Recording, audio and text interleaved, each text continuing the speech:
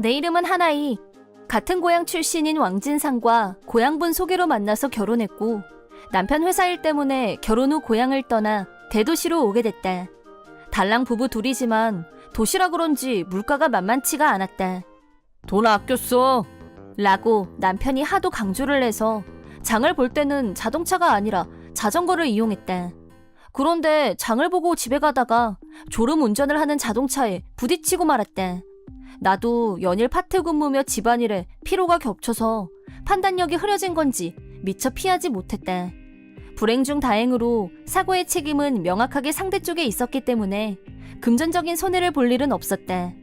입원을 하게 돼서 남편한테 갈아입을 옷을 가져다 달라고 부탁했다. 내가 집에 가서 입원에 필요한 물건들을 챙겨올 상태가 아니어서였다. 그런데 최근 2, 3일 남편하고 전혀 연락이 닿지 않았다. 겨우 연락이 닿아서 안심했는데 남편은 다짜고짜 소리부터 질렀다. 넌 진짜 눈치 없다. 내가 일부러 안 받는 걸 말로 해야 하냐? 지금 일하느라 바쁜 거 몰라? 그 정도는 말로 안 해도 알아야지. 바쁜 건 다 아는데 갈아입을 옷 정도는 병원에 가져다 줄 수 있지 않아? 원칙적으로 네가 나를 챙겨야지. 빨래며 청소며 직무 유기 중인 주제에 가장인 내가 왜 그런 자빌까지 신경 쓰면서 널 챙기냐? 나도 내가 할 수 있으면 그렇게 하지. 부탁을 왜 해? 그런데 지금 내 상태가 집에 가서 옷 챙겨올 상태가 아니잖아. 멀리 대도시로 나와 살다 보니 고향에 있는 부모님, 친구들한테 부탁할 수도 없었다. 몇 번이나 더 간곡하게 부탁했더니 다음날 옷을 챙겨서 남편이 병원에 왔다. 하지만 그 태도는 병문안을 온 사람과는 거리가 멀었다. 좀 어때? 그런 말 한마디 없이 손에 들고 있던 종이 가방을 대강 던져놓고는 남편은 그대로 병실을 나가버렸다. 그나마 그건 괜찮은 편에 속했다. 입원한 지 보름 정도가 지나자 남편과 완전히 연락이 끊어졌다. 최근 일주일 동안 남편은 단 한 번도 전화를 받지 않았다. 설마 어디가 아픈가? 아니면 혹시 사고? 생각보다 내 몸의 회복이 더뎌지다 보니까 부정적인 생각만 자꾸 떠올랐고 그땐 남편한테 안 좋은 일이 있을까봐 걱정했다. 그러던 중에 다른 일로 서울에 올라온 친구가 겸사겸사해서 내 병문안을 와줬다. 고마워. 병원까지 찾아와주고. 고마울 일도 셌다. 그나저나 몸은 좀 어때? 이제 그럭저럭 움직일만 해. 조금씩 좋아지고 있대. 다행이다. 그런데 말이야. 친구는 망설이면서 어렵게 말을 꺼냈다. 지금 이런 말을 해야 되는 건지 모르겠는데 있잖아. 뭔데? 실은 내가 봤어. 그러니까 네 남편이 진짜 알지? 얼짱으로 유명했던 애. 걔하고 같이 걸어가더라고. 같이 걸어가는 것 정도는 뭐 분위기가 그게 아니니까 그렇지. 둘이 커플 가방 들고 옷 차려입고 좁은 동네에서 살던 사이니까 남편과 진자도 안면은 있었을 거다. 그런데 아내가 교통사고로 입원해 있는 사이 다른 여자와 여행이라니 도무지 믿어지지가 않았다. 언제 봤어? 아마 일주일 전쯤이었을 거야. 연락이 완전히 두절된 타이밍과 절묘하게 일치했다. 친구가 돌아간 후 남편 회사로 직접 연락했더니 현재 유급 휴가 중이란 말을 들었다. 회사에서도 와이프가 입원 중이란 걸 알고 있었기 때문에 아주 손쉽게 장기 유급 휴가를 받은 모양이었다. 당연히 아내를 간병하기 위해서라고들 믿고 있겠지. 몇 번이나 연락한 끝에 남편이 전화를 받았다. 왜 자꾸 전화질이야? 심심하면 잠이나 자. 당신 지금 어디야? 뭐가 어째? 회사지 어디긴 어디야? 바쁜데 짜증나게 일하는 시간에 전화하지 말라고 내가 말했어 안 했어? 눈은 뒀다 뭐하고 사고 나당하고 말이야. 얼굴도 꽝, 몸도 꽝, 머리까지 두뇌 터져서 눈치도 꽝. 남편이 악담을 퍼부어도 꾹 참고 묻고 싶은 말을 물었다. 당신 지금 회사가 아니라 한진자랑 같이 있는 거 아니야? 얼짱이었던 애. 훅 들어오네. 의외로 귀는 빠르네. 남편은 아주 가볍게 인정했다. 그럼 말 안 해도 알겠네. 나 지금 여행 중이거든? 한참 분위기 좋았는데 방해하지 마. 말 다 했어? 당신 제정신이야? 그건 불륜이야. 여행하고 불륜도 구분 못해?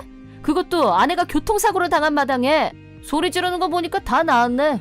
그럼 너 같은 얼굴하고 평생 살란 거냐 나더러? 결혼은 현실이다. 얼굴보다 성격이야.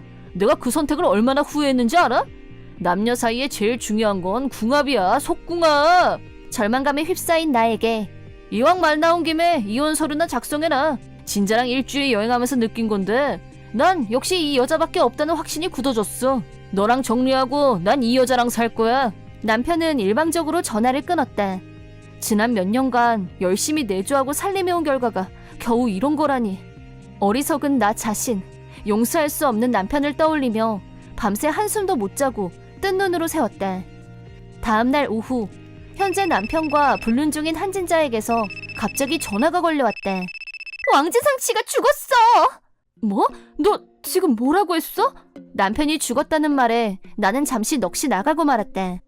정신이 나간 사람처럼 말하는 한진자에게 자세한 사정을 말해보라고 하자 여행지에서 돌아온 후 남편이 사고를 당했단 거였다. 남편은 피투성이가 돼서 처음부터 의식이 없었다고 했다. 그래서 어느 병원으로 갔어? 병원 이름을 듣고 조금 놀랐다. 내가 입원해 있는 병원으로 남편이 호송됐단 거였다. 간호사에게 사정을 말하고 남편이 있을 것으로 추정되는 곳으로 갔다. 한진자는 분명히 남편이 죽었다고 말했기 때문에 영안실에서 갑자기 시체로 마주하게 되는 건 아닐까 몹시 긴장됐다. 하지만 간호사가 안내해준 곳은 병실이었고 안으로 들어가자 남편은 살아있었다. 피를 본 한진자가 놀란 나머지 죽었다고 착각했던 모양이었다. 하지만 목숨을 잃을 뻔한 정도의 중상을 입은 건 사실이었고 후유증이 남을 거라고 했다. 퇴원 후에도 남편은 휠체어 생활을 하게 될 거라고. 눈이 삐었네, 머리가 둔하네, 나한테 욕하더니 본인은 어쩌다 이렇게 됐는지 갑자기 궁금했대. 평소에 나라면 슬퍼하고 걱정하고 불안해했겠지만 확실하게 알게 된 한 가지가 있다면 남편한테서 내 마음이 떠났다는 것이었대. 내가 입원 중에 불륜을 저지르고 나를 모욕하고 일방적으로 이혼까지 요구했던 남편을 계속 똑같이 아끼고 사랑한다면 그게 더 이상한 거 아닐까? 앞으로 평생 휠체어 신세를 지게 될 남편의 자는 모습을 보게 되면 혹시 마음이 약해지진 않을까 하는 생각도 잠시 했었지만 결과는 아니었다. 시부모님이 병원으로 오셨다. 나는 그간 남편의 행동, 불륜 여행에서 돌아온 후 사고를 당했다는 얘기까지 있는 사실 그대로 말씀드렸다. 시부모님은 나한테 고개를 숙이며 미안하다고 하셨다. 물론 이혼하겠다는 말씀도 드렸다. 시부모님이 남편에게 현재 몸 상태가 어떤지 말해주는 것을 우연히 듣게 됐다. 나는 병실 밖에 있었지만 남편의 비명소리가 들려왔다. 뭐야? 그럼 내가 이제 걷지도 못하는 병신이란 거야? 아니야, 절대 아니야! 나는 무사히 퇴원했다. 그리고 남편과 불륜녀 한진자에게 위자료 3천만 원씩을 청구했다. 알고 보니 한진자에게는 오랫동안 사귀어온 약혼자가 있었고 파혼을 당했다고 한다. 고향에서는 이 사실을 모르는 사람이 없게 됐고 한진자는 망신살이 뻗친 부모님한테 쫓겨나는 신세가 됐다. 또 약혼자한테도 위자료로 1,000만 원을 줬다고 들었다. 한진자한테 남편은 그저 잠시 즐긴 사이였을 뿐 두 사람은 벌써 연락이 끊어졌다. 한진자가 병원으로 남편을 찾아온 적은 한 번도 없었다. 남편이 이런 큰 사고를 당한 건 불운한 일이라고 생각한다. 하지만 남편의 불륜만큼은 용서할 수 없었다. 꼴 좋다 그러면서 뒤돌아서 웃을 정도로 내 인간성이 망가지진 않았지만 솔직히 다 자업자득이라고 생각했다. 다음 날 내가 이혼 서류를 들고 남편의 병실을 찾았다. 내가 병실에 들어가자 남편이 야! 너 왜 사람 전화를 안 받아? 남편이 자그마치 입원을 했는데 병문 안은 매일 꼬박꼬박 와야지. 갈아입을 옷도 없고 필요한 거 챙겨야 될 거 아니야. 당신 입에서 그런 말이 나오니까 참 신선하다. 당신은 내가 입원했을 때 병원에 몇 번이나 왔었어? 갈아입을 옷? 필요한 거? 챙겨준 적 있었어? 나도 지지 않고 따졌다. 당신은 내가 병원에서 혼자 치료받고 아파하고 있을 때 자그마치 불륜을 저질렀어. 침착하고 대화로 풀자. 나도 사실 반성하고 있어. 나도 내가 몸이 이렇게 되고 나니까 알겠더라고. 역시 나한테 제일 소중한 사람은 너야. 나 불륜 같은 거 다시는 안 할게.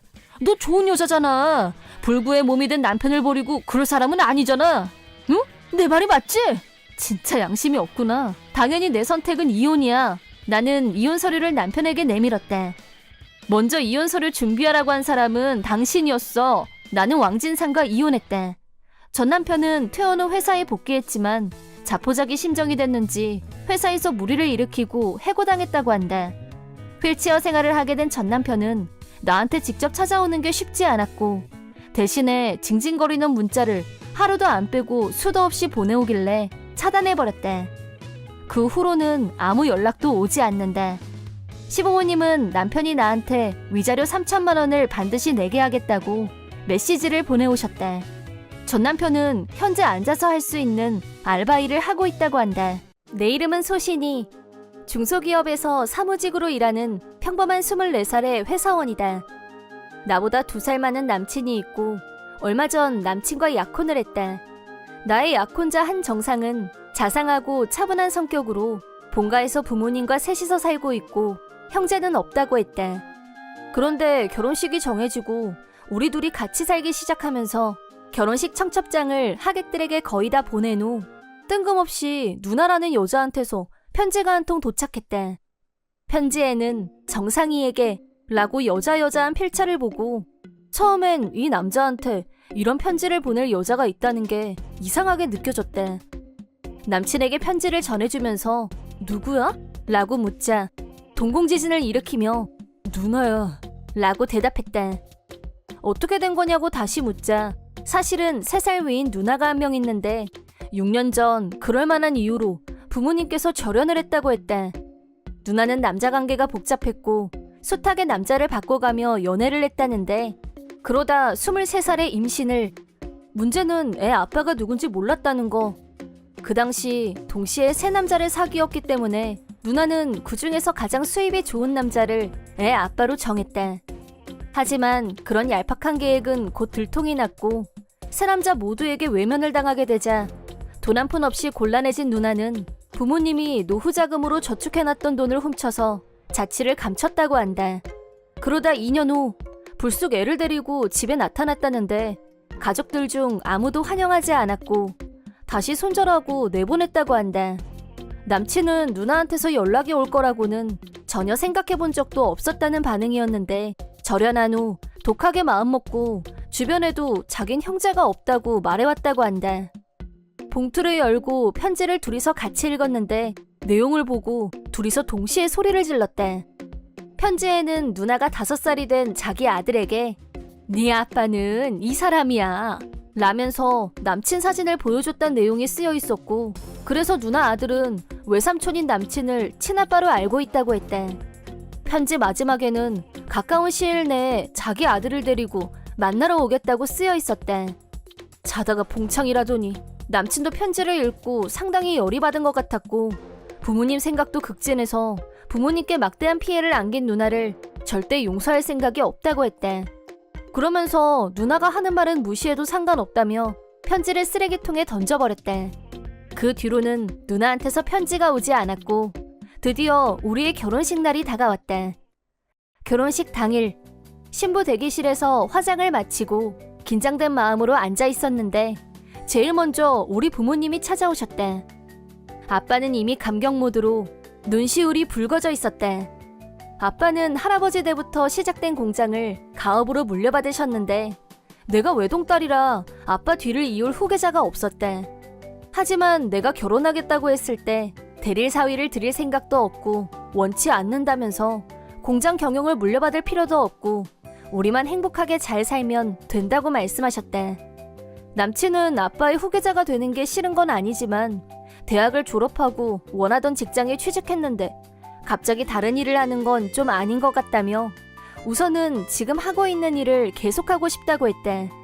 그래서 후계자 문제에 대해서는 차차 생각해보기로 결론을 내렸다. 우리 생각을 먼저 존중하고 우리 입장에서 이해하시려는 아빠에게 남친도 감사하다고 했다. 아빠가 눈시울을 붉혀가며 우리 딸 잘 부탁하네 라고 하자 신랑은 네 하고 진심을 담아 대답했다. 결혼식이 시작됐고 처음엔 아무 문제 없이 순조롭게 진행되고 있었는데 식이 중간쯤 진행됐을 때 엄청난 사태가 벌어지고 말았다. 절친 대표로 친구가 편지를 낭독하고 있을 때 조용한 예식장 안에 삐걱하고 문이 열리는 소리가 울렸다. 그 자리에 있던 하객 전원의 시선이 문 쪽으로 향했고 거기에는 처음 보는 여자와 어린아이가. 그 2사람을 본 신랑은 누나! 라고 했다. 결혼식장에 난입한 시누이는 웃으면서 자기 남동생에게 오래간만이다. 내 자리는 어디야? 라고 했다. 시부모님이 네가 왜 자리를 찾아? 당장 여기서 나가!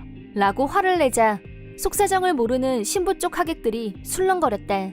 신우이는 그러거나 말거나 오직 신랑한테만 너는 앞으로 우리 아들 아빠 노릇을 해야 되니까 결혼을 해도 애는 절대 낳지 마라 라는 망언을 아무렇지도 않게 했다. 그러더니 자기 아들한테 저 사람이 아빠야 만나니까 좋아? 라고 하자 남자애가 우와 사진에서 본 아빠다 라면서 좋아서 방방 뛰었다. 그 광경을 보고 있던 우리 부모님은 이게 무슨 일이냐?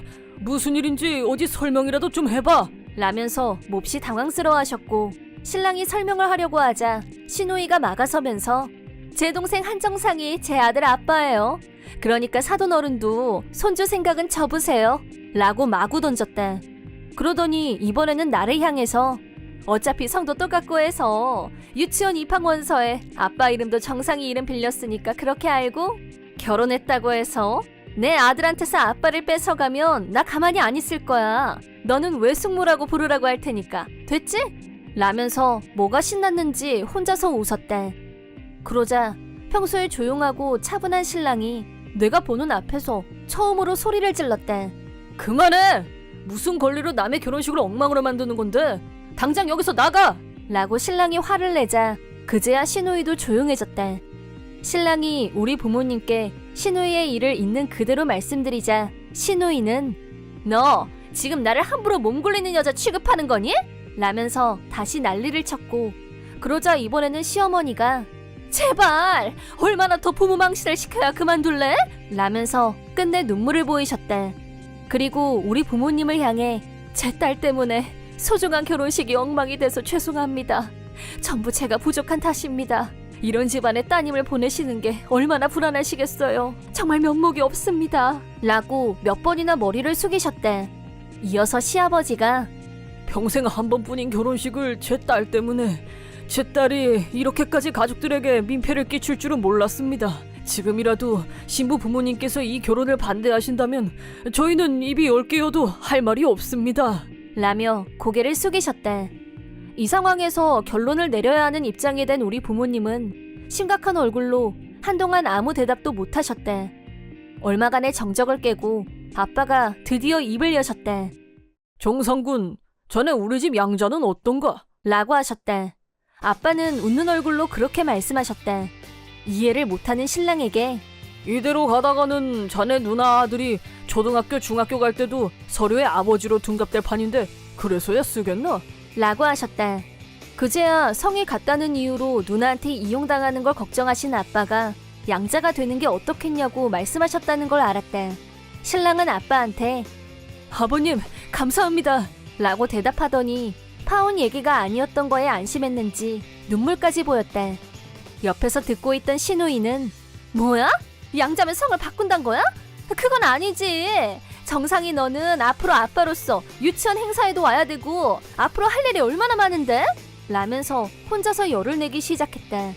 그러자 시아버지가 너하고는 이미 연을 끊은 지 오래야. 두 번 다시 우리 가족 앞에 얼씬도 하지 마. 끌어내기 전에 나가! 라고 신우이를 결혼식장에서 쫓아내셨다.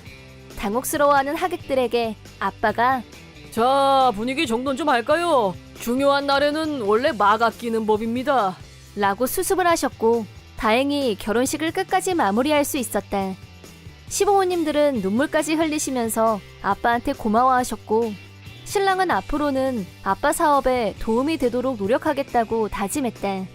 아빠는 내 건강이 허락하는 동안에는 네가 하고 싶은 대로 하면서 살아야 돼. 라고 변함없이 말씀하셨다. 1년 후 결혼식을 올리고 법적 양자가 되고 부부가 된 우리는 행복하게 살고 있었다. 남편은 아빠 사업을 제대로 배운 후 물려받고 싶다며 지금까지 다녔던 회사에 사표를 내고 아빠 회사에 입사했다. 아빠는 천천히 해도 된다니까 참. 그렇게 말은 하면서도 표정은 매우 흡족해 보였다. 신우이는 그 후 시부모님은 물론이고 모든 친척들한테도 손절을 당했고 말 그대로 의지가지 없는 처지가 됐다. 처지가 그렇게 되고 나니 신우이는 남편한테라도 매달리고 싶었는지 또 편지를 보내오기 시작했다. 우리 화해하자. 너 친누나를 버릴 거니? 그런 내용의 편지가 날아왔지만 남편은 무시하고 바로 버렸대. 그 후 우리는 새 집으로 이사했고 편지가 오는 일도 없어졌대. 비로소 시누이와 깨끗하게 손절할 수 있었대. 나중에야 알게 된 일이지만 결혼식에 시누이를 부른 건 남편의 사촌형이었대. 사촌형은 저련한 사정을 몰랐고 결혼식 청첩장 잘 받았다고 시누이한테 가볍게 전했다가 장소도 알려주게 됐다면서 몇 번이나 미안하다고 했대. 남편은 이미 지난 일이라며 사촌형을 나무라지는 않았지만 시누이만큼은 평생 용서할 생각이 없다고 말한다. 어느 누구 하나 사람 취급을 안 하는데 시누이도 앞으로 사는 게 쉽진 않겠지만 이런 걸 두고 자업자득이라고 하는 법. 앞으로 조금이라도 나아지고 싶다면 반성하는 길밖에 없지 않을까 싶다. 나는 아내 진지아와 둘이서 행복하게 살고 있었다. 차로 1시간 정도 떨어진 곳에 아버지가 살고 계신데 원래는 어머니하고 두 분이 살고 계셨지만 어머니가 병으로 돌아가신 후부터 줄곧 혼자서 살고 계신다. 1시간 정도면 갈 수 있지만 살다 보니 자주 찾아뵙는 게 그렇게 쉬운 일만은 아니었다. 그래도 전화통화는 거의 매일 하고 있고 직접 찾아가지는 못하더라도 혼자서 사는 아버지를 항상 걱정하고 있었다. 어느 날 오래간만에 아버지한테 갔는데 집 앞에 대형 트럭이 서 있고 짐들이 집 안으로 옮겨지고 있었다. 무슨 일인가 하고 집 안으로 들어가자 동생 한진상과 재수씨 왕지숙이 있었다. 너 여기서 뭐하니? 형! 우리 오늘부터 아버지랑 같이 살기로 했어. 뭐? 갑자기? 아버지 혼자 계시니까 걱정되잖아. 그 말을 들으면서 동생이지만 그 발언은 영 믿음이 가지 않았다. 이유는 바로 동생한테 있었는데 동생은 어려서부터 아버지 속을 무지하게 썩였었고 굳이 지금 여기 들어와 살겠다고 하는 것도 무슨 다른 꿍꿍이가 있는 것 아닌가 하는 의심이 자연스럽게 들었대. 너 말은 그럴듯하게 하는데 무슨 다른 꿍꿍이 있는 거 아니야? 형은 무슨 말을 그렇게 섭섭하게 해. 엄마 돌아가시고 아버지 혼자 밥 해먹는 것도 힘든데 같이 살면서 우리가 챙겨드리면 좋잖아. 그것도 일리가 있는 말이긴 한데 처음엔 동생의 말이 진심으로 느껴지진 않았지만 어머니가 돌아가신 후 아버지 혼자서 끼니 챙기고 빨래하고 그렇게 살고 있는데 동생 부부가 옆에 있으면 아버지도 조금은 편해지실 수도 있겠다. 그렇게 생각하고 말았다. 아버지한테도 물어봤는데 혼자서도 아무 문제 없지만 아들 부부가 먼저 나서서 같이 살고 싶다고 하는데 그것도 나쁘지 않다고 말씀하셨기 때문에 이 문제는 더 이상 내가 나설 일이 아니라고 생각했다. 마음에 걸리는 부분이 없는 건 아니었지만 그 정도에서 타협하기로 결론을 내렸다. 아버지가 살고 계신 집은 오래되긴 했지만 어머니가 살아계실 때 리모델링을 하고 싶다고 하셔서 대대적으로 인테리어를 손본 후라 집안은 깨끗하고 깔끔하게 정돈되어 있었다. 동생 부부가 갑자기 동거를 하겠다고 한 이유에는 그런 부분도 있을 거라고 생각했다. 어쨌든 아버지가 허락한 일인 이상 내가 더 이상 왈가왈부할 문제는 아니라는 판단도 들었고 모처럼 집에 오긴 했지만 이삿짐이 왔다 갔다 하는 어수선한 상황에서 아버지랑 깊은 얘기를 나누는 것도 힘들었고 다음에 다시 오겠다고 하고 집으로 왔다. 물론 나도 아버지 걱정을 안 한 건 아니었지만 직장 문제로 아버지와 같이 사는 건 물리적으로 힘들었다. 그리고 한동안은 회사 일이 바빠서 정신없이 지냈는데 그러던 어느 날 아내 지아가 임신한 사실을 알게 됐다. 이 기쁜 소식을 아버지에게도 빨리 알려야겠다고 생각했지만 평소처럼 전화가 아니라 이런 일일수록 얼굴을 보면서 해야 한다는 생각에 오래간만에 아버지 댁으로 가기로 했다.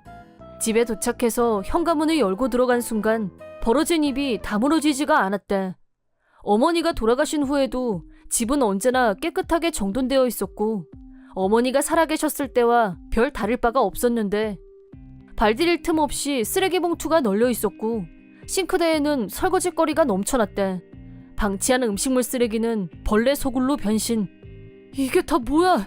서둘러서 아버지 방으로 갔는데 거기에는 아버지 짐은 한 개도 없고 동생 부부 짐들로 점령되어 있었다.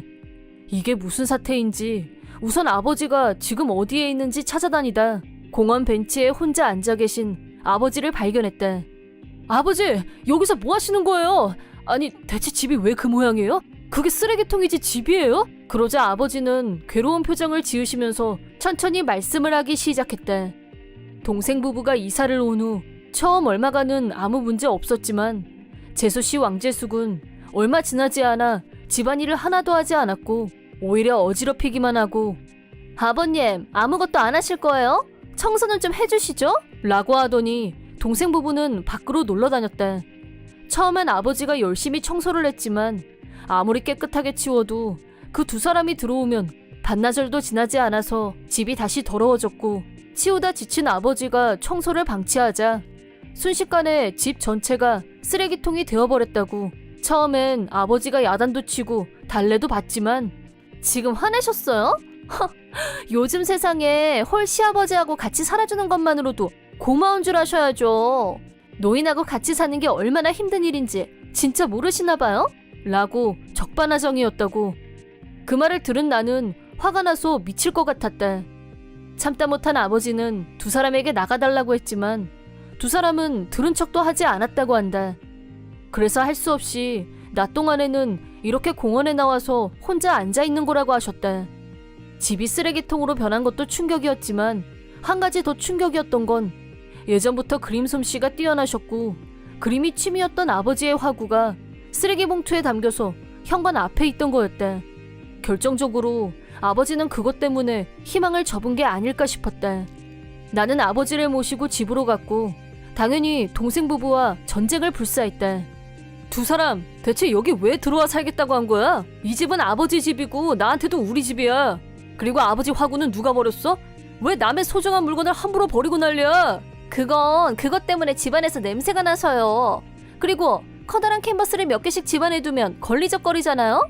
내 말이 직업도 아니고 어차피 취미인데 버린다고 뭐가 큰일 나나? 이 두 사람은 자기들이 이 집을 어떻게 만들어놨는지 정말 몰라서 이러는 건가 싶었고 어이가 없었다. 하지만 나는 그때 두 사람의 말을 듣고 한 가지 결심을 했다. 아버지, 이참에 저희하고 같이 사시는 건 어때요? 지아도 아마 찬성할 거예요. 진짜? 대박! 그럼 이 집은 이제 우리 거네. 헐, 대박! 집세 아껴서 좋다고 했더니 아예 집에 통째로 굴러들어왔네. 동생 부부는 아버지와 내가 보는 앞에서 펄쩍펄쩍 뛰면서 좋아했다. 두 사람에게는 할 말이 많았지만 우선은 아버지를 모시고 집으로 갔다. 아버지는 한마디 상의도 없이 이렇게 무작정 가면 며느리가 놀랄 거라며 걱정하셨지만 내가 예상했던 것처럼 아내는 너무 어이없다. 어떻게 그럴 수가 있어? 그 집은 어머님하고 추억이 많아서 이렇게 떠나시는 게 마음이 안 좋으실 텐데 저희 집에서 계시고 싶을 때까지 계세요. 그렇게 말해줬다. 나는 아버지를 모시고 화방에 들러서 그림 그릴 도구를 사왔다. 아버지 그리고 싶은 대로 마음대로 그리세요. 라고 했더니 아버지도 좋아하셨다. 그렇게 몇 달이 지나자 몇 장의 그림이 완성됐고 그림을 집안에 걸어뒀더니 어느 날 장인 장모님이 집에 오셔서 아버지 그림을 보고 감탄했다. 장인어른이 회사에 걸어놓고 싶다면서 돈을 내고 구입하겠다고 하셔서 무슨 말씀이냐며 그냥 선물로 드렸다. 그러자 그 일이 아버지의 운명을 크게 바꿔놓았다. 장인어른은 제법 규모가 큰 회사를 경영하고 계셨는데 거래처 사장님이 회사를 방문했다가 아버지 그림을 눈여겨봤고 아버지 그림을 깜짝 놀랄 정도의 금액을 제시하면서 구입하고 싶다는 뜻을 전해왔다. 그러자 장인어른은 다른 작품들도 옥션에 출품해보는 게 어떻겠냐고 제의하셨고 그 말에 따랐더니 한 작품당 몇백만 원이나 하는 금액이 매겨졌다. 누구보다 놀란 사람은 당사자인 아버지였다. 돈을 목적으로 그린 게 아니었기 때문에 아버지에게 돈은 부수적인 일이었고 새로운 삶의 의욕이 생긴 게 가장 중요했다. 그런데 이 소문을 들은 동생 부부가 우리 집으로 찾아왔다. 이게 이번에 비싸게 팔렸다는 그 작품이에요? 나도 아버지 작품이 프로 못지않다고 생각은 하고 있었어. 저도요. 그리고 아버님, 역시 집이 넓어서 저희 둘만 살기엔 너무 허전해요. 다시 같이 살아요. 네? 오늘 그 말씀드리려고 온 거예요. 아버님도 이런 집이 아니라 어머님하고 추억이 가득한 아버님 집이 더 좋으시잖아요? 그걸 말이라고 해? 나간다니까 좋아할 땐 언제고? 두 사람이 아버지 돈을 노리고 하는 수작이란 건 굳이 생각할 필요도 없었대. 하지만 어머니와의 추억도 그렇고 거기가 아버지 집이니까 돌아가고 싶으실지도. 그런 생각을 하고 있을 때 아버지가 아니다. 그 집에서 나올 때 네 엄마 물건은 다 가지고 나왔다. 그리고 큰애가 얼마나 잘해주는지 모른다.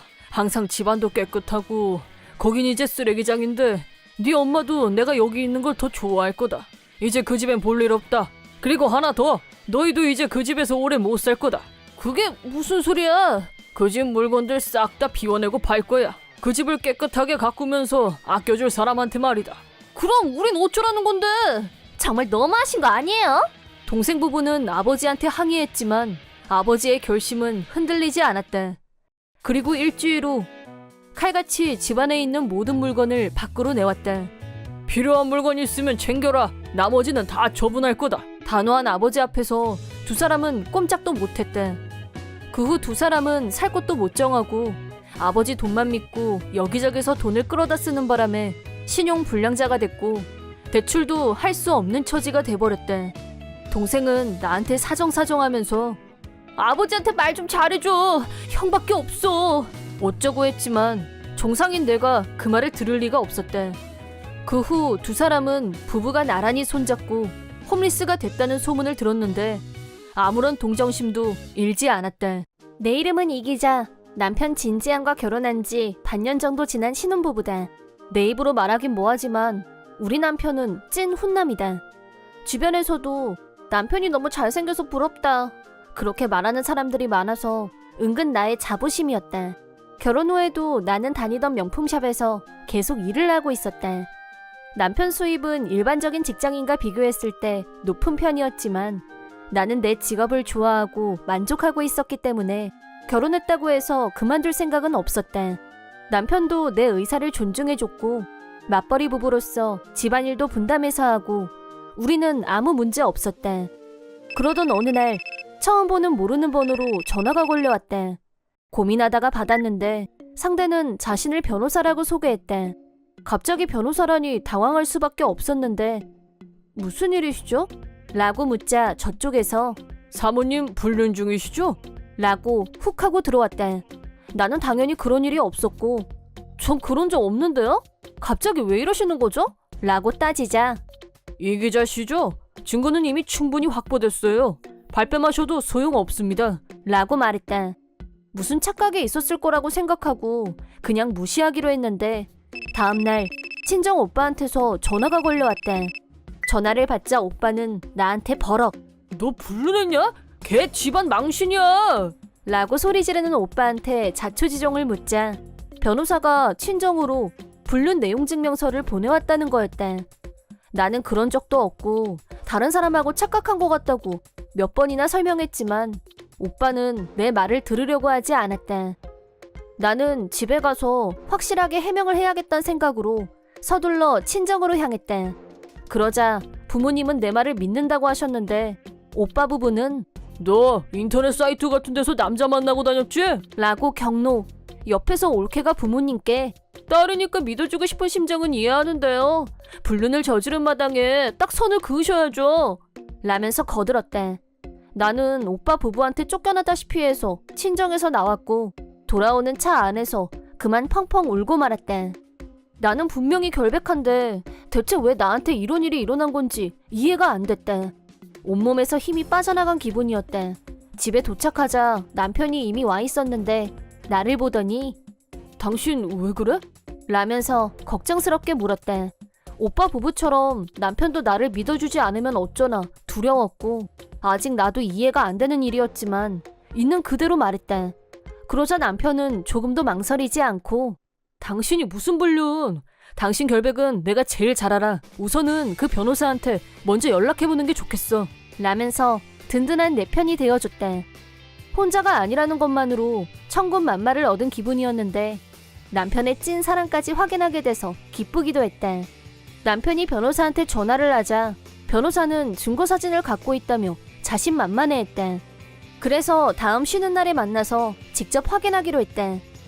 다음 쉬는 날 남편과 같이 변호사가 알려준 카페에 가자 전화통화를 했던 변호사와 30대로 보이는 여자가 나와 있었다. 그 여자는 처음엔 나를 무서운 눈으로 노려봤지만 잠시 후에는 뭔가 잘못됐다고 생각했는지 고개를 갸우뚱했다. 자리에 앉아서 차분하게 증거사진에 대해 묻자 여자는 자기 남편이 나하고 불륜을 저질렀다는 사진을 보여줬다. 사진 속 남녀는 차 안에서 키스를 하고 있었고 그 차는 내 소유의 차였다. 하지만 그 여자는 내가 아니었다. 변호사와 여자도 이내 그 사실을 눈치챘고 당황했다. 제 눈으로 분명히 차 안에서 미래를 하고 댁 주차장으로 들어가는 걸 확인했어요. 라고 했다. 나는 내 차를 누구한테 빌려준 기억도 없었고 이상하다 하면서 사진을 더 자세히 봤더니 그 여자는 올케였다. 틀림없는. 이 여자는 제 올케예요. 오빠 부인. 라고 하자 변호사는 당황하면서 나한테 사과했다. 일단은 올케가 정말 불륜을 저질렀는지 그리고 어떻게 해서 내 차를 마음대로 타고 다녔는지 확인하기 위해서 바로 친정으로 향했다. 남편과 친정에 도착하자 다행히 휴일이라 오빠 부부도 집에 있었다. 올케한테 어떻게 된 일인지 따지려고 들어갔는데 내가 거실에 올라오자마자 지난번에 알아듣게 말했는데 격떨어지게 불륜녀는 나가라니까? 라면서 소리를 질렀고 오빠도 한 편을 먹고 난 불륜녀를 가족으로 둔 적이 없어. 나가 당장! 라고 둘이서 하나가 되어 난리를 치는 바람에 나와 남편은 올케한테 따질 시간도 찾지 못했고 일단 후퇴 집에서 나왔다. 그러자 이번에는 동네 할머니 두 분이 속닥속닥 쟤야 불륜했다는 여동생이라 내가 라며 내 험담을 하는 걸 들었다. 올케는 나를 친정에 못 오게 하려고 부모님과 오빠만 세뇌시킨 게 아니라 동네 사람들한테까지도 마술을 뻗친 게 틀림없었대. 상황이 예상보다 심각하다는 걸 안 남편은 올케한테 완전 분노했고 변호사한테 다시 연락했대. 변호사는 진짜 불륜녀가 올케라는 사실을 알았으니 올케 앞으로 내용 증명을 다시 작성하겠다고 했대. 하지만 내 차를 허락 없이 사용한 건 불륜과 관련된 내용이 아니기 때문에 자기가 관여할 수 없다고 했대. 전화를 끊더니 갑자기 남편이 무슨 생각이 난 것처럼 빨리 집으로 가자고 했대. 그러더니 내 차에서 드라이브 레코더 SD카드를 꺼냈대. 나는 아 참 그게 있었지? 노트북에 연결해서 영상을 재생. 그러자 올케와 불륜남이 나누는 대화가 고스란히 남아있었대. 사랑해. 남편하고는 헤어질 거야. 그런 내용의 대화를 듣고 있자니 닭살이 돋았대. 게다가 그 둘이 내 차 안에서 부적절한 행위를 하고 있는 것이 연상되는 소리도 녹음되어 있었대. 남의 차에서 어떻게 그런 짓을 할 생각을 할 수 있는지 화가 나기에 앞서 속이 역겨워졌고 구토가 동반됐대. SD카드라는 빼박 증거를 들고 곧바로 다시 친정으로 갔대. 현관문을 열려고 하자 문이 잠겨 있었고 할 수 없이 초인종을 눌렀대. 그러자 집안에서 오빠가 지겹지도 않냐? 가라고 좀! 하고 소리 질렀대. 나는 미리 준비해간 노트북과 스피커를 연결하고 전원을 켰대. 볼륨을 최대한 키워서 올케와 불륜남의 대화를 현관 앞에서 방출했대. 그게 뭔 줄 아는 올케가 집 밖으로 총알처럼 튀어나왔대. 지금 뭐 하자는 거야? 라면서 내 컴퓨터를 뺏으려고 했대. 하지만 뒤쫓아 뛰쳐나온 오빠가 올케를 밀치더니 다른 파일도 보여달라고 하길래 마음껏 보라고 했대. 처음엔 이 상황이 인지가 안 된 모습이었던 오빠도 차츰 이 음성의 주인공이 올케라는 확신이 들자 얼굴이 시뻘개져서 흥분했대.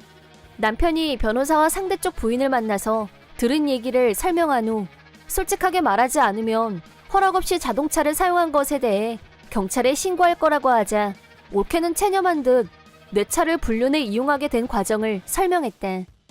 올케는 직장 상사와 불륜 관계를 맺게 됐는데 오빠 부부는 자동차를 같이 쓰고 있었기 때문에 증거가 남으면 안 될 것 같아서 내 차를 몰래 써야겠다는 생각을 하게 됐다고 했대. 만일의 상황에 대비해서 우리 집 보조 열쇠를 부모님께 맡겨둔 게 있었는데 그걸 이용해서 내가 출근하고 없는 시간에 몰래 우리 집에 들어왔고 그때 내 차도 가지고 나갔단 거였대. 내가 지하철로 출퇴근하는 걸 알고 계획적으로 무단으로 남의 자동차를 사용한 악질행위로 반드시 경찰에 신고해야 한다고 남편이 강력하게 나왔대. 생각지도 못했던 무단 침입이라니 이미 이것 자체만으로도 범죄가 분명한데 나도 반대할 이유가 없었대. 올케는 경찰이라니 진짜 가족끼리 이러게야? 라면서 우리한테 역정을 냈지만 그런 말 따위는 무시하고 경찰서로 직행했대. 경찰에 피해 신고를 한 결과 올케는 불법 침입죄로 벌금 처벌이 내려졌고 거기에 덧붙여서 자동차 클리닝비를 추가로 명령받았대. 또 그 다음 날에는 친정으로 내용 증명이 이번에는 번지수를 잘 찾아서 도착했고 나에 대한 불륜이 누명이었다는 게 명백해지자 부모님과 오빠가 사과했다. 부모님은 처음에는 내 말을 믿어주시려고 했기 때문에 용서할 마음이 있었지만 올케와 한통속이 돼서 나에 대한 온갖 모욕적인 발언을 서슴지 않은 오빠한테는 그럴 수가 없었다. 부모님은 이번 소동을 겪으면서 오빠 부부와의 동거를 물리셨다. 그 덕분에 친정 나들이가 전보다 편해졌다. 올케는 불륜남 와이프한테 위자료를 청구받았고 당연히 오빠한테도 버림받고 땡전 한 푼 없이 맨몸으로 쫓겨났다. 벌금에 위자료에 차곡차곡 거액의 돈을 물어내야 하는 궁지에 몰린 올케는 빨리 돈을 벌 수 있는 일이라면 뭐든지 그러다 불법 야간업소에서 일을 했다는데 그 후 야간업소에서도 트러블을 일으키고 조용히 모습을 감췄는데 지금은 아무도 올케의 행방을 모른다고 한다. 오빠는 그 뒤로도 몇 번 미안하다고 연락을 해왔지만 아직은 내 마음이 다 풀어지지 않아서 아무 대답도 안 하고 있다. 천천히 감정이 사그라들고 그때 일을 가볍게 얘기할 수 있을 정도가 됐을 때 오빠한테 마구 욕을 해주고 털어버릴 생각이다. 나는 한 회사에서 다니고 있었고 같은 회사에서 근무하는 어떤 선배 여사원한테 괴롭힘을 당하고 있었다. 내 얼굴은 내가 생각해도 예쁜 구석이 없었고 그건 나의 외모 콤플렉스로 이어졌다. 반면 그 선배는 같은 여자가 봐도 인정하지 않을 수 없을 정도의 미모였다. 당연히 남자들 사이에서 절대적인 관심 대상이었고 남친이 없던 시절이란 그녀 사전에 없었다. 단 성격은 최악이란 사실. 업무 능력도 떨어지고 툭하면 실수를 하는데 그걸 내 잘못으로 뒤집어 씌우는 데는 선수. 남사원들은 최고 미인이 말만 걸어줘도 고마운지 선배 부탁이라면 너도 나도 분부에 따랐고 직장 생활을 참 편하게 했다. 최강 미인이 가장 싫어하는 건 바로 청소. 내가 왜 이런 청소까지 해야 돼? 그런 일은 잡무 전문인 네 일이잖아. 네가 다 해야지. 너 그 얼굴로 이 일 저 일 가릴 처지가 되니? 결혼 상대라도 찾으려면 청소라도 잘해야지. 그런 모욕적인 발언도 일상사였다. 미녀 선배는 남의 애인 뺏는 것 또한 장기였는데 사내 여직원들의 남친을 한 명 한 명 예외 없이 작업 걸고 뺏어오는데 성공하는 재미로 살았다.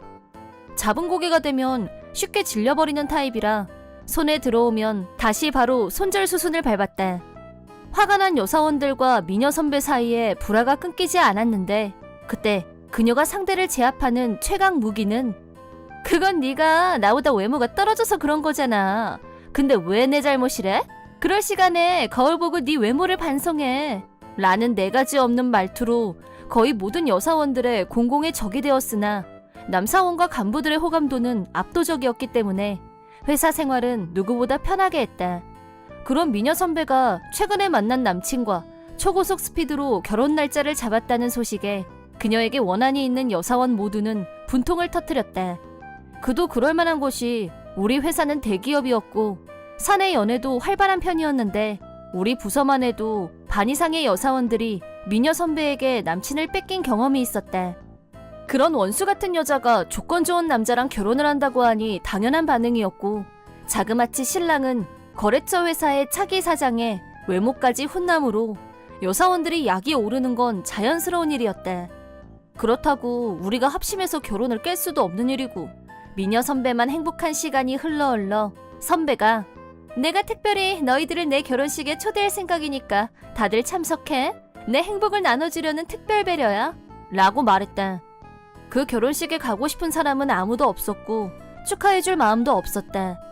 하지만 신랑이 거래처 사장님의 아들이다 보니 부장님부터 과장님까지 상사들이 모두 하객으로 간다고 하는데 그런 와중에 일개 말단 사원들이 개인 감정 때문에 불참하는 건 불가능했다. 우리 여사원들은 축하하는 마음은 먼지만큼도 없었지만 축의금을 봉투에 넣었고 결혼식 당일이 됐다.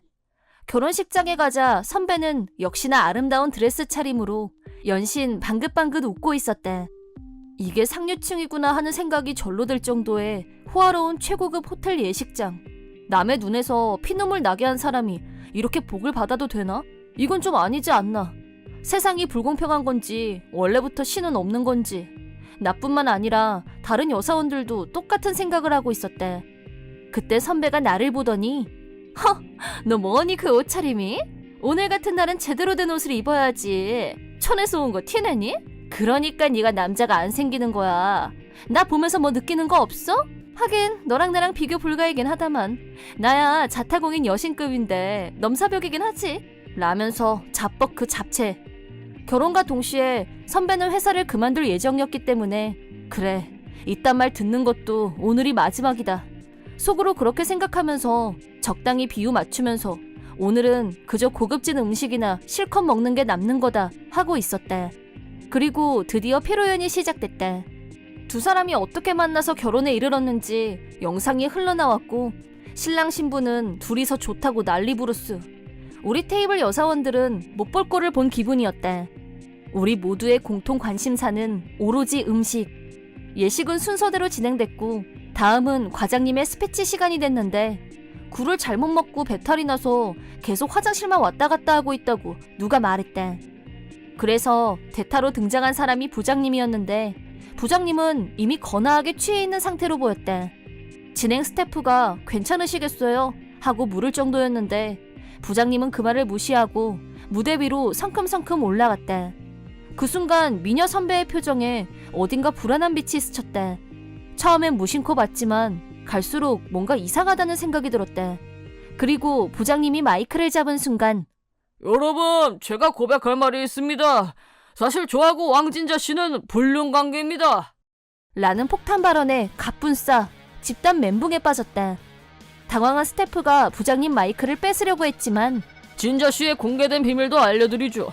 보다시피 예쁘잖아요? 고르기만 하면 바로 남자가 넘어오고 툭하면 환승연애. 나도 그 중에 한 명인데 진자 씨 미모 때문에 마누라한테 이혼당했습니다. 그런데 오늘 이런 나를 버리고 진자는 시집을 가고 난 지금 너무 힘들고 외롭고.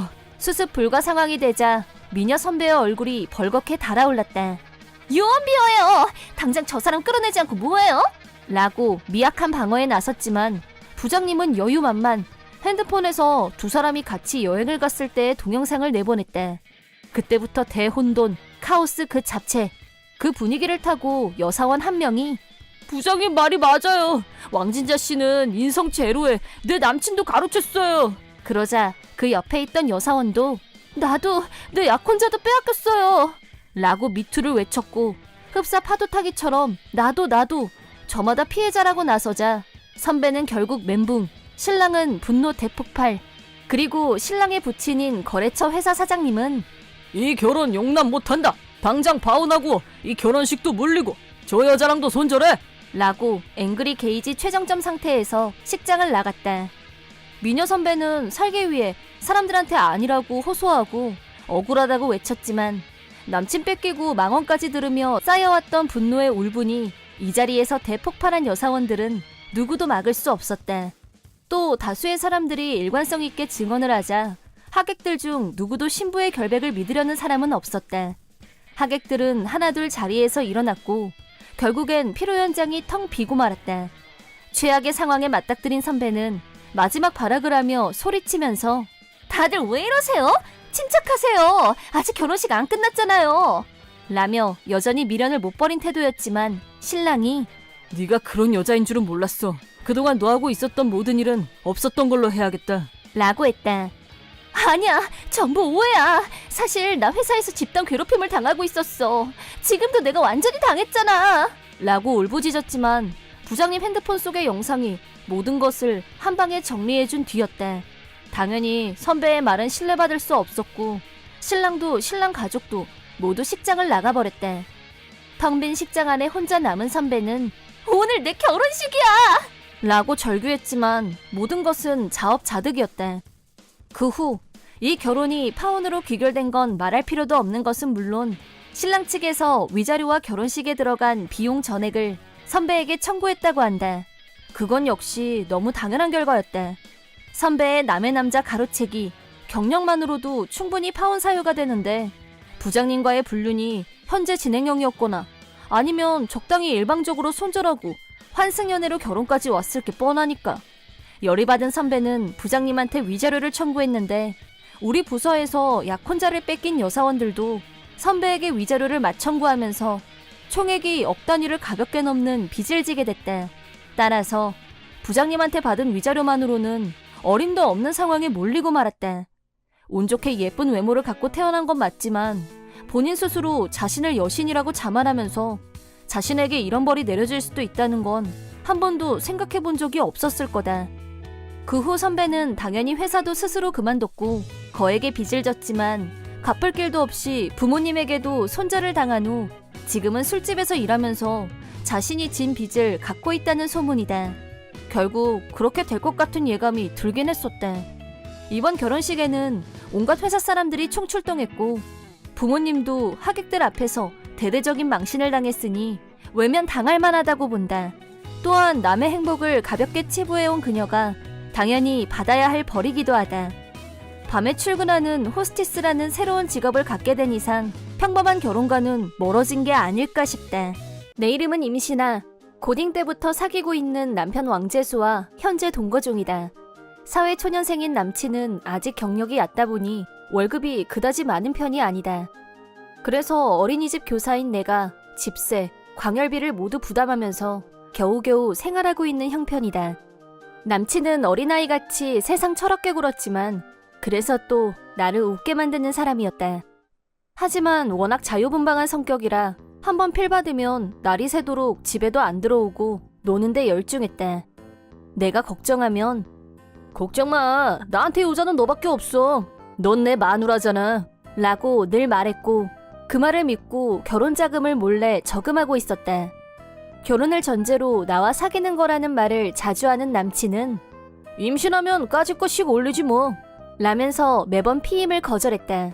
아이들을 좋아해서 어린이집 교사가 됐고 아이들과 있는 게 제일 즐거운 나는 남친과 아이 얘기를 하는 게 좋았다. 나는 늘 남친과의 결혼도 아이가 생기는 것도 모두 자연스러운 일들로 받아들이고 있었다. 하지만 그건 오직 나 혼자만의 생각일 뿐이었다. 어느 날 속이 좀 안 좋아서 집에서 쉬고 있었는데 생리 주기가 일주일 정도 늦어졌다는 생각이 들었다. 특별한 이유 없이 몸도 안 좋았고 어쩌면 임신일 가능성이 높다는 생각에 바로 남친한테 연락을 했다. 그러자 남친은 퇴근하자마자 바로 집으로 달려왔고 임신한 거 사실이야? 라고 추궁하듯이 묻는 남친한테 나도 모르게 응 라고 대답했다. 나는 남친이 이 얘기를 들으면 분명히 좋아할 거라고 생각했었는데 남친의 반응은 내 예상과 정반대였다. 말도 안 돼.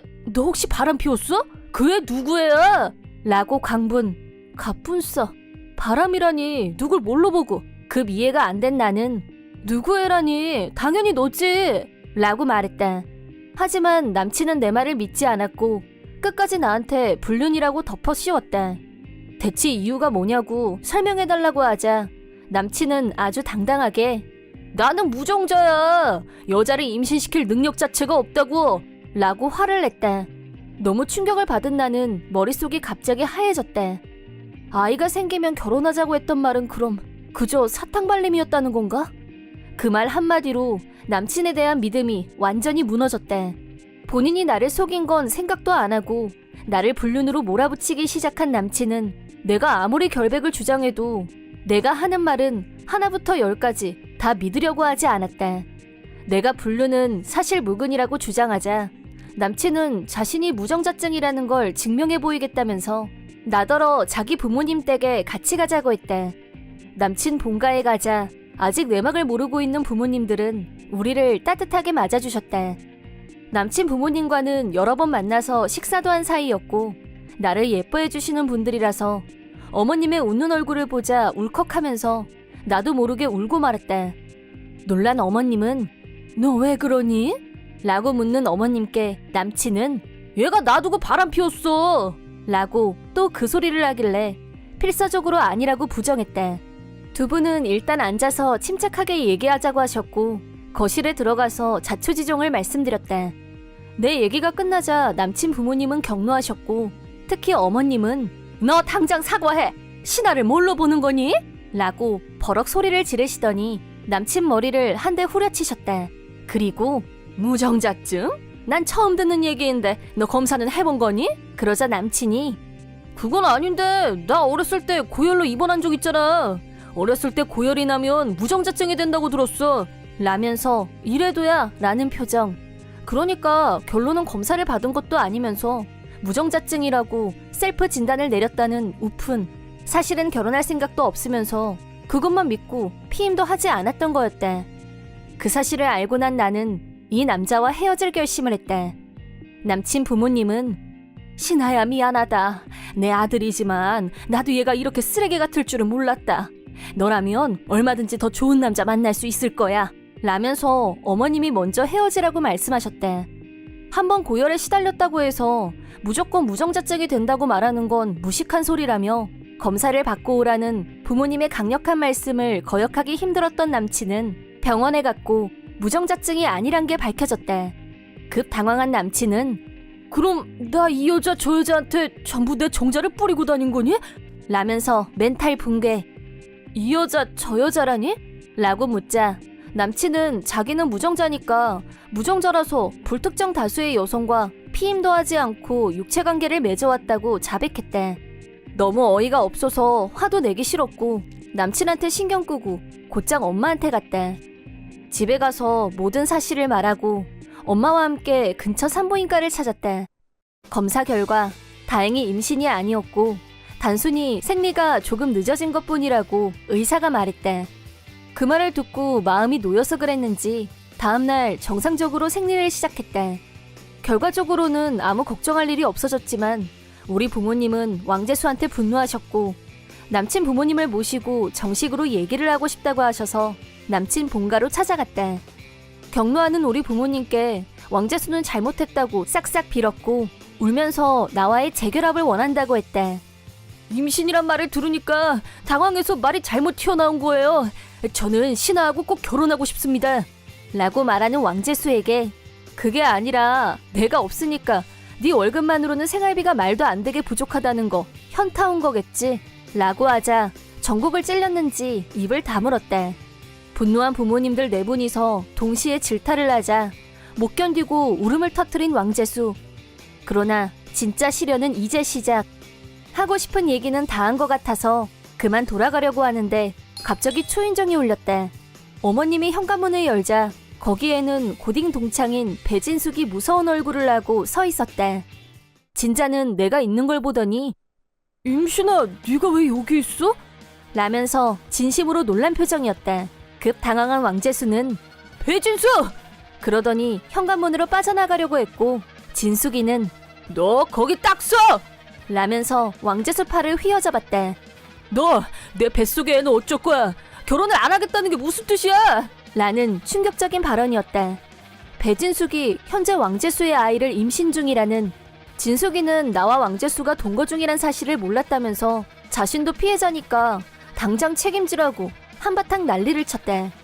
그 자리에 있던 모든 사람이 너나 할 것 없이 기가 막혔고 왕재수 부모님은 다시는 집에 오지 말라며 왕재수와 깨끗하게 손절하셨대. 본가로 돌아온 나는 당분간 집밥을 먹으면서 이번 일로 겪게 된 마음의 상처를 치유하기로, 그리고 얼마 후 배진숙한테서 연락이 왔는데 자기도 왕재수와 헤어질 거라고 했대. 자기가 속았다는 걸 안 배진숙은 부모님께 사실을 말한 후 왕재수 직장에 찾아가서 위자료를 청구했대. 고민 끝에 아이는 포기하기로 했다며 왕재수를 절대 용서할 순 없겠지만 위자료를 받으면 그걸로 다시 뭐든 시작해볼 거라고 했대. 부모님께 손절당한 왕재수는 의지할 사람도 의지할 곳도 없이 길거리를 방황하는 신세가, 배진숙이 부모님과 함께 직장에 찾아간 일로 지금까지 해왔던 악행들이 드러나면서 주변 동료들의 눈총을 견디지 못한 왕재수는 스스로 사표를 던지고 회사를 나왔대. 대책 없이 사표부터 낸 왕재수는 무자격증, 무학력인 조건으로 새 일자리를 구하기가 쉽지 않았고 생활이 어려워지자 어디서 어떻게 만났는지 모르겠지만 돈 많고 나이 많은 여자의 애인이 됐다나 뭐라나. 단지 돈 때문에 아무 애정 없는 60대 여자의 남자가 된 왕재수는 미래도 없고 결혼은 더 없고 그렇게 얹혀 사는 신세로 나이만 먹어가고 있다는 사실. 10년 후 고등학교 동창회에서 10년 만에 만난 왕재수는 고생이 많았는지 머리는 대머리에 몸은 뼈만 남아있고 완전 노안이었다. 나를 보더니 내가 제일 사랑했던 여자네 라고 애들 앞에서 과거사를 끄집어냈지만 나는 이미 결혼해서 초등학교에 다니는 두 아이의 엄마였다. 동창회가 끝날 때까지 왕재수와 한마디도 섞지 않았다. 듣자 하니 여전히 제대로 된 직업도 없이 떠돌면서 30대가 됐고 지금은 60대 사모님한테도 눈밖에 나서 거의 홈리스나 다름없이 지내고 있다고 한다. 동창회에서 배진숙도 만났는데 결혼도 했고 얼마 전 첫 아이를 낳았다면서 행복해하는 얼굴이었다. 배진숙도 그때 그렇게 왕재수와 헤어진 후로는 두 번 다시 연락한 적이 없다고 했다. 그동안 어떻게 지냈는지 안부를 주고받으며 서로 행복하게 잘 사는 모습을 보여줄 수 있어서 다행이라고 생각했다. 물론 나도 왕재수 따위는 깨끗하게 있고 남편을 만나 가정을 이루고 행복하게 잘 살고 있다는 건 굳이 설명할 필요도 없다. 젊었을 때 한때 연애로 인해 마음고생을 한 적이 있지만 그 뒤로 더 좋은 남자를 만나 진정한 행복을 얻게 됐으니까 그걸로 충분하다고 생각한다. 형편없는 모습으로 변해버린 왕재수를 보면서 안 됐다는 생각도 들었지만 모든 것은 자업자득일 뿐 이제라도 자신의 잘못을 반성하고 진정으로 뉘우치고 새 삶을 살길 바랄 뿐이다. 사이다 무비튼. 내 이름은 성실한, 직업은 회사원, 아내 한심애는 전업주부이다. 결혼 1년차, 아이는 아직이다. 최근에 주택으로 내 집을 마련했다. 나는 잔업도 많고 항상 바빴지만 이제 막 집도 마련했겠다. 잔업이라도 해서 더 열심히 벌어야 했다. 그런 의미에서 잔업은 감사한 일이기도 했다. 하지만 집안일은 대부분 아내한테 맡겨놓은 상태였기 때문에 항상 미안한 마음이었고 쉬는 날에는 최대한 아내를 도우려고 노력했다. 다만 요리에 대해서는 전적으로 아내가 전담했다. 갚아야 할 대출금이 어마어마했기 때문에 외식은 자제했다. 아내도 나 요리 잘해 라면서 큰 불만은 없었다. 잔업을 마친 내가 집 근처 역에 내린 시간은 저녁 8시쯤이었다. 집에 거의 다 왔을 때 사람들이 웅성웅성 모여있는 게 보였다. 소방차가 몇 대나 와 있었고 경찰차도 출동해 있었다. 경찰들도 있었지만 동네 주민이 다 모인 게 아닌가 싶을 정도로 사람이 많았다. 저녁 먹을 시간에 웬 사람이 이렇게 많이 모였어? 다들 참 한가하네. 그때까지 나는 여유 있게 그런 생각을 하면서 사람들 사이를 뚫고 지나가려고 했다. 소방차도 있는 걸 보니 불구경들을 나왔나? 주변을 살펴보니 불이 난 집은 바로 우리 집이었다. 퇴근하고 오니 집에서 검은 연기가 활활. 바로 멘붕이 왔다. 진화 작업이 거의 다 끝난 것처럼 보였고 가까이 가도 위험하지 않을 것 같았다. 이게 정말 생씨가 맞는 걸까? 새로 지은 집이 까만 숫덩이로 변하다니. 완공된 지 한 달밖에 되지 않은 집이었다. 대출금이 아직 산더미처럼 남아있는데 다리가 풀렸고 그 자리에 주저앉았다. 그때 시야에 아내의 모습이 보였다. 아내도 넋이 나간 상태로 보였다. 다행이다. 이 시간이면 집에 있었을 시간인데 무사해서 다행이다. 나는 아내를 향해 달려갔다. 대체 집에서 무슨 일이 있었던 거야? 방화야? 누가 불을 지른 건데? 불이 난 건 언제야? 한참 지난 것 같은데? 왜 나한테 아무 연락도 안 했어? 폭풍 질문을 했지만 아내는 어느 한 가지 대답하지 않았다. 아무 생각이 안 나는 사람처럼 보였다. 어쩔 수 없이 옆에 있던 경찰관한테 상황에 관해 물었다. 대체 왜 불이 난 겁니까? 집주인이세요? 부인의 부주의로 불이 난 것 같습니다. 네? 나하고 경찰이 그런 대화를 나누고 있는데도 아내는 그저 멍하니 듣고만 있었다. 아무런 사과도 설명도 없었다. 상식적으로 미안하다거나 하다못해 변명이라도 해야 되는 거 아닌가?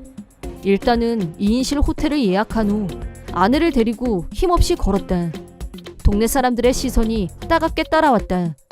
아내는 여전히 아무 말도 하지 않았고 그 모습이 섬뜩하게 느껴졌다. 정신이 나간 거 아니야? 이 여자 제정신 아닌 게 분명해. 머리에 구멍 난 게 틀림없어. 집에 있을 때 또 이러면 다음번엔 내가 죽을지도 몰라. 그런 생각들이 내 머리를 어지럽게 돌아다녔다. 호텔에 도착, 체크인을 하고 방으로 올라갔다. 방에서 단둘이 되자 아내는 갑자기 말문이 트였다. 미안해, 정말 미안해. 나 때문에 집이 다 타버렸어. 머리를 숙이는 아내에게 다시 질문했다. 생각해봐. 나 때문에 불이 났다는 게 알려지면 앞으로 그 동네에서 살기 불편할 거 아니야? 그래서 아무 말도 안 했던 거야. 경찰한테만 조용히 설명했어. 아무한테도 안 말한다는 약속도 받았고. 정말 어이가 없었다. 그러니까 사람들이 알게 될까봐 나한테 연락도 안 하고 무슨 일이 있었는지 물어도 대답도 안 하고 잘못했다는 말도 안 했다는 거네?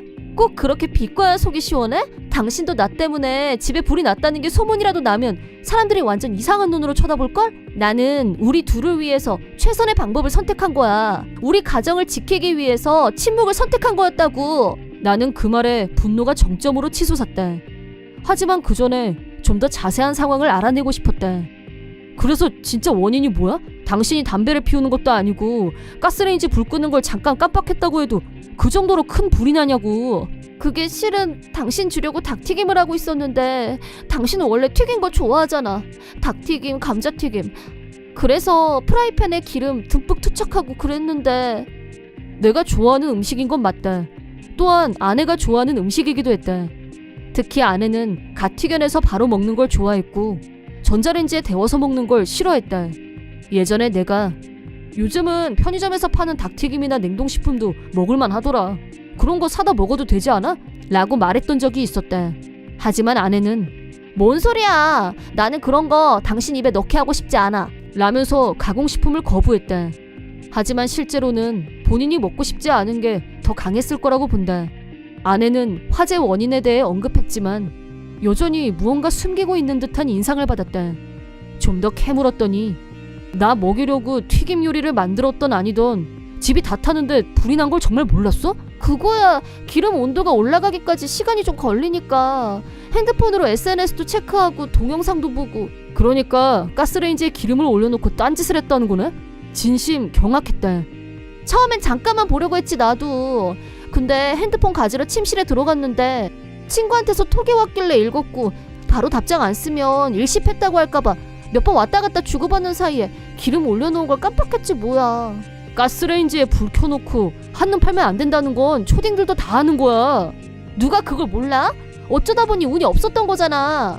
재수가 없어서 이렇게 된 걸 어쩌라고? 그때 하필 또 친구가 근처에 왔다면서 얼굴 좀 보자고 해서 나도 그러자고 하고 잠깐 나갔다 온 것 뿐이라고. 하필 걔는 왜 나한테 그때 나오라고 해서. 걔만 아니었음 집에 불날 일도 없었어. 아내는 모든 책임을 남 탓으로 돌리고 있었다. 친구 만나고 집에 왔더니 이미 일이 다 벌어진 후였어. 당신한테 연락하고 말고도 없었다고. 가관이었다. 누가 들으면 피해자인 줄. 현관문 틈으로 연기가 막 나오는데 도저히 현관문을 열고 들어갈 수가 없었어. 그래서 뒷문 쪽으로 돌아가서 창문으로 들여다봤더니 불기둥이 솟아오르고 막. 기름이 활활 타는데 보고만 있었어? 그럼 나더러 불기둥 치솟는 부엌으로 뛰어들어가서 불을 껐어야 됐단 거야? 내가 전신 화상을 입어도 된단 말이야? 내가 그렇게 말했어? 즉각 신고를 했어야지. 아내는 집이 활활 타오르자 머릿속이 하얘져서 정지 상태로 멍하니 쳐다만 보고 있었던 모양이었다. 겨우 정신을 차리고 119에 신고를 한 건 시간이 한참 더 경과한 후였던 걸로 추정된다. 이번 화재로 인해 부상을 입은 사람은 없었다. 불행 중 다행이었다. 옆집으로 불이 옮겨붙지 않은 것도 천만다행이었다. 새로 지은 집을 다 태워버린 아내에게 분노가 일어난 건 사실이다. 그렇긴 하지만 아내가 일부러 집에 불을 낸 건 아닌 게 분명했다. 아내를 질책한들 새로 지은 집이 원래 상태로 돌아오는 것도 아니었다. 얼마 살지도 않은 집이 불에 타고 재만 남았다. 삶이 무너진 것만 같고 아내에게 화낼 힘도 나지 않았다. 부부가 뭐야. 이런 역경과 시련이 닥쳤을 때 같이 힘을 합쳐서 이겨내야지. 라고 아내가 먼저 말했다. 그 역경과 시련을 지금 누가 만들었는데 그런 말이 나와 지금? 버럭 화를 내고 말았지만 참는다고 다가 아니었다. 아내한테 설교도 퍼부었다. 그 다음은 건설적인 생각을 해야만 했다. 맞는 건진 모르겠지만 아내를 용서하기로 했다. 물론 같은 일이 반복되지 않도록 확실한 대책을 세우는 게 관건이었다. 내가 생각한 대책은 3가지였다. 첫 번째는 소화기를 구입, 키친에 비치할 것. 두 번째는 요리할 때는 절대 핸드폰을 사용하지 않을 것. 세 번째는 앞으로 절대 튀김 요리를 하지 않을 것. 아내는 3번째 조건에서 강하게 반발했다. 협상 끝에 안전장치가 달려있는 전기 에어프라이어를 구입하기로 했다. 에어프라이어는 기름을 사용하지 않아도 되니 안심이고 사용하더라도 극소량이니까 요리 중에 한눈을 팔았다고 해도 괜찮겠지. 이번 화재에 대해서 양가 부모님께도 설명해드렸다. 장인 장모는 자기 딸이 저지른 짓이라 그런지 아무 말이 없었다. 오히려 우리 딸이 결심만 하면 뭐든 다 잘하는 애야 라고 하면서 근거 없는 두둔만 했다. 한술 더 떠서 평소에 남편이 집안관리를 잘했어야지. 남편을 위해서 요리하려다가 불이 난 건데 책임은 반반씩 져야 마땅하지 라고 궤변을 늘어놨다. 그뿐 아니라 내가 생각해낸 소화기 설치 등에 대한 것도 전부 필요 없다고 했다. 그딴 건 필요 없어 라고 주장했다. 위험해. 안전조치를 강조하는 내 의견을 무시하는 아내. 나는 별거를 선언했다. 이틀 후 저녁, 처갓집에 불이 났다. 아내가 닭튀김을 하다가 벌어진 일이었다. 내가 그 전날 에어프라이어를 써봤는데 맛이 없더라고. 그래서 기름에 튀겨 먹고 싶었어. 그게 이유의 전부였다. 역시 너는 머리에 구멍이 난 게 분명해. 너랑 살면 내가 제명에 못 살 것 같아서 이혼이야. 이혼이 제일 나은 선택이라고 생각했다. 전처와 장인, 장모는 반쯤 타고 남은 집에서 살고 있다. 2번 일어난 일은 3번 일어날 수 있다. 자기 딸만 위하는 장인 장모는 반만 남아있는 집이 언제 어떻게 될지 몰라서 전전긍긍하고 있을 것이다. 지금은 셋이서 싸우는 게 일이라는데 벽이 일부 허물어진 집에서 싸움을 해대니 옆집까지 민폐가 장난 아니라는 소문. 이번 영상은 어떠셨나요? 재밌게 보셨다면 구독, 좋아요에 댓글까지 달아주시면 감사하겠습니다. 그럼 다음 영상에서 만나요.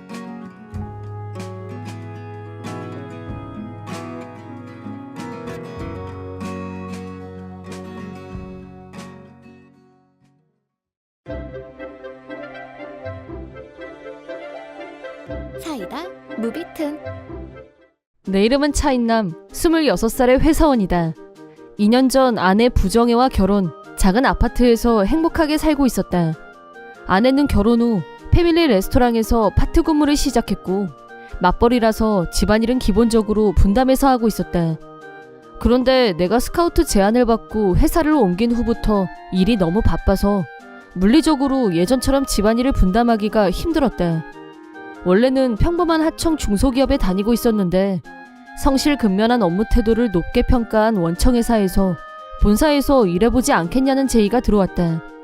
정들었던 회사를 떠나려고 하니 아쉽고 미안한 마음도 있었지만 수입면에서 2배 가까이 차이가 나는 점을 고려해서 본청의 제안을 흔쾌히 받아들였다.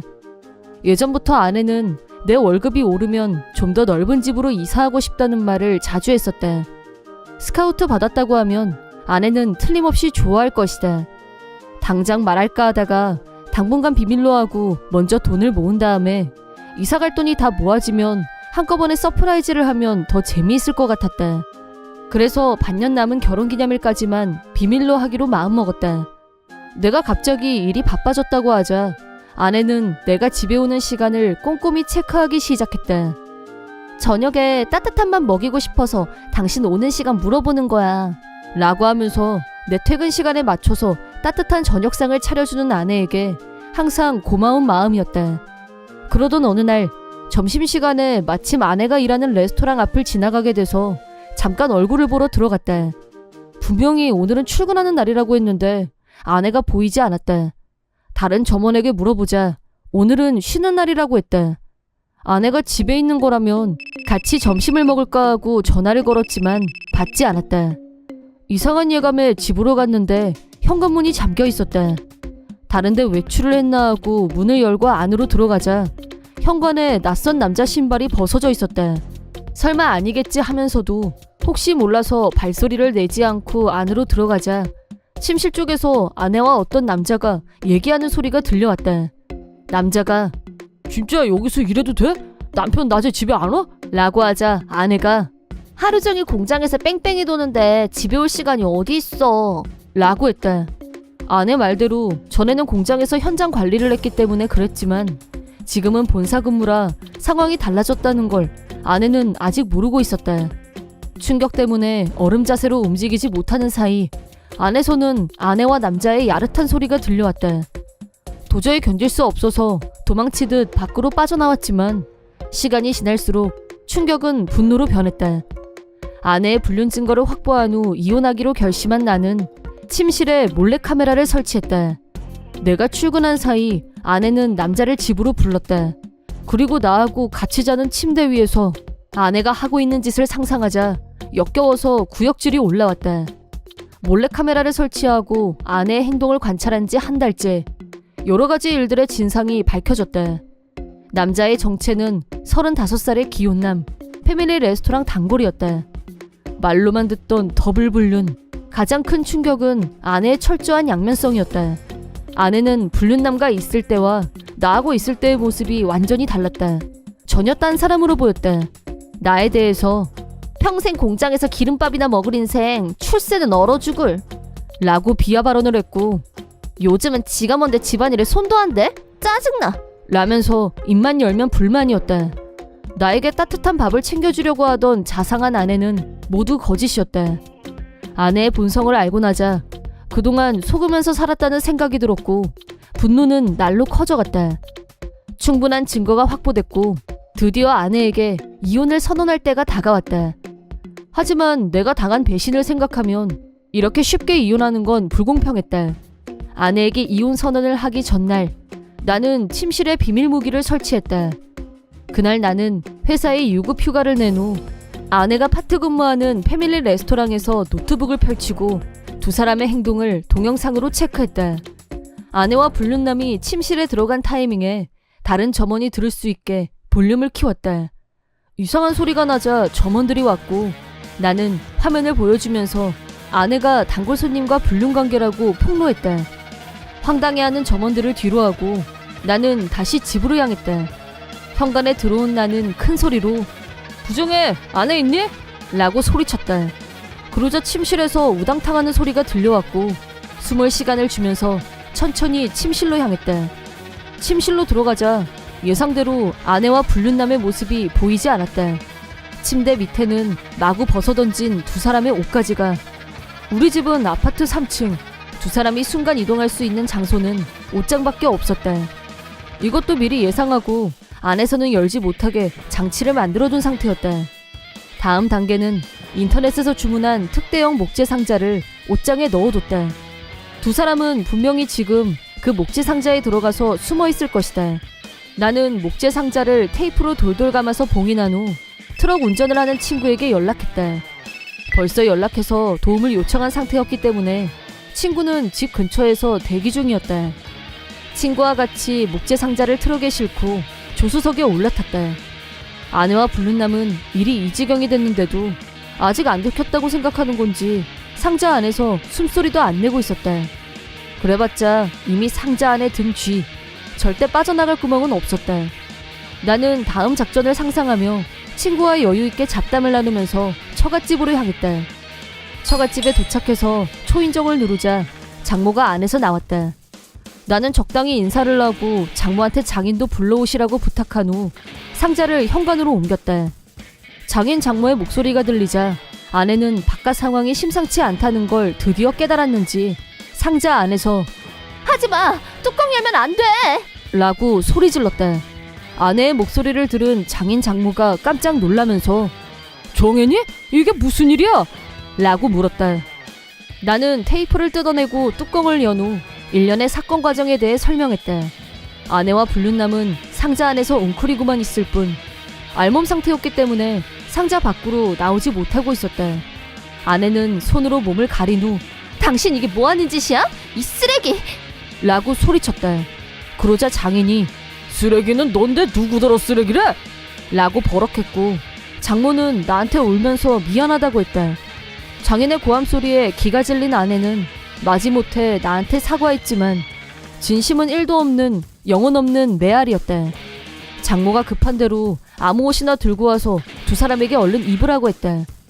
안으로 들어가 얘기를 하게 된 타이밍에 노트북을 열어서 노트북 안에 있던 불륜 증거 및 동영상을 장인 장모에게 공개했다. 아내가 몰카 설치했었니? 비열한 놈! 라며 성질을 내길래 미리 준비해뒀던 이혼 서류를 내밀었다. 그러자 계속 강하게 나왔던 아내의 태도가 갑자기 꺾였다.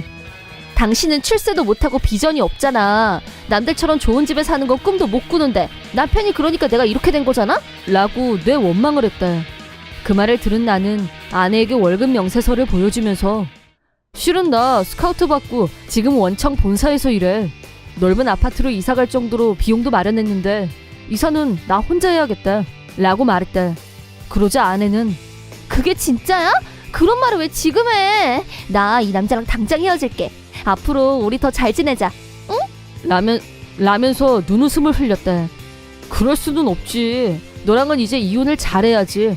두 사람한테 위자료 청구장 보낼게 라고 하자 아내는 난 이혼 안 할래. 라며 울며불며 매달렸다. 짜치는 아내를 무시하고 처갓집에서 나온 나는 밖에서 기다리고 있던 친구와 같이 집으로 왔다. 그 후 아내와 불륜남에게 위자료를 청구한 나는 모아뒀던 돈에 그 돈을 합쳐서 당초 예상보다 더 좋은 아파트로 이사를 마쳤다. 아내는 친정에서 쫓겨난 건 물론이고 불륜 사실이 직장에 알려졌기 때문에 사표를 낼 수밖에 없었다. 불륜남은 내가 집으로 보낸 내용 증명을 부인이 받았고 불륜 발각과 동시에 이혼.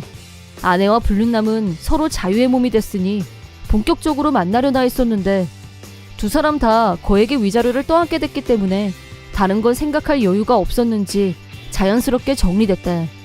모든 것을 다 잃은 아내는 거리에 나앉게 됐는데 사이비 종교단체에 걸려들면서 불법 다이어트 약을 친구들한테 판매하려고 했다는데 그 일로 친구들도 모두 떨어져 나갔다고 한다. 하지만 아내는 그 약을 팔아야 했고 어쩌다 번 돈은 모두 종교단체에 뺏기면서 자기 벌이는 하나도 안 되는 약 장사를 계속 강요당하고 있다고 한다. 이혼 후 이사를 마친 나는 각오를 새롭게 하고 다시 일에 집중하고 있다. 수입이 올라가면서 여가 생활을 충실하게 보낼 수 있게 됐고 마음 가는 대로 자유롭게 독신 생활을 만끽 중이다. 만약 앞으로 다시 연인을 만날 기회가 생긴다면 겉모습에 속지 말고 상대의 진짜 마음을 잘 알고 시작해야겠다는 생각을 해본다. 이번 영상은 어떠셨나요? 재밌게 보셨다면 구독, 좋아요에 댓글까지 달아주시면 감사하겠습니다. 그럼 다음 영상에서 만나요.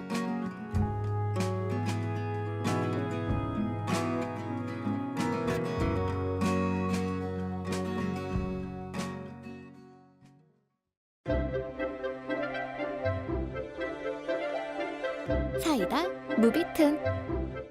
나는 남편과 둘이서 아파트에서 살고 있다. 가까운 곳에 언니가 살고 있는데 가끔 조카를 나한테 맡길 때가 있다. 언니는 간호사로 맞벌이 부부인데 형부는 출장이 많은 편이었다. 나는 프리랜서로 재택근무를 하고 있기 때문에 시간 조절이 자유로운 편이었고 가끔 조카를 보는 건 큰 어려움이 없었다. 이 아파트로 이사 온 지 반년 정도 됐는데 같은 아파트에 사는 주민 중에 아침에 쓰레기 버리는 시간이 자주 겹쳐서 안면을 트고 소소한 얘기를 나누게 된 여자가 있었다. 이름은 왕재숙이었고 아직 1살도 안 된 갓난아기가 있었다. 아이를 어린이집에 맡기고 싶지만 근처 어린이집은 정원이 이미 다 차서 들어갈 수 없었다고 했다. 양가 부모님도 모두 멀리 계셔서 아이를 맡길 형편이 안 된다는 말도 했다. 왕재숙 씨의 얘기를 들으며 나는 가끔 언니가 조카를 데리고 와서 내가 봐줄 때도 있다고 별뜻 없이 대화를 주고받았다. 프리랜서로 집에서 혼자 일하다 보니 사람을 만날 기회가 별로 없는 나에게는 특별한 일은 아니지만 아침마다 왕재숙 씨와 사소한 얘기를 하는 게 작은 기분 전환이 되기도 했다. 하지만 이 사소한 만남이 나중에 큰 문제를 일으키리라고는 전혀 예상하지 못했었다. 어느 날 평소와 다름없이 아파트 복도에서 왕재숙 씨와 마주쳤는데 나한테 아이를 봐줄 수 있냐고 물었다. 남편분 혼자 수입으로는 경제적으로 힘들다면서 파트 근무라도 잠깐씩 하고 싶다는 거였다. 심정은 충분히 이해할 수 있지만 왕재숙 씨 아이는 아직 돌도 지나지 않은 아이였고 조카를 돌보는 것과는 차원이 다른 문제여서 무슨 일이 생기면 책임질 자신이 없었다. 더구나 왕재숙 씨와는 아직 아침에 잠깐 인사를 나누는 정도의 가벼운 사이에 불과했고 아이를 맡아줄 정도의 친분은 아니었다. 그런 이유로 그러겠다고 말할 수 없었다. 나는 솔직하게 조카는 유치원생이라 특별히 손이 가는 게 없어서 네일을 하면서 애니메이션 같은 거 틀어주면 되는 정도인데 갓난아기는 돌볼 자신도 없고 집에 있지만 대부분 일을 하고 있기 때문에 도움을 줄 수 없을 것 같다고 선을 그었다. 그러자 왕재숙 씨가 갑자기 돌변하더니 진짜 실망이다.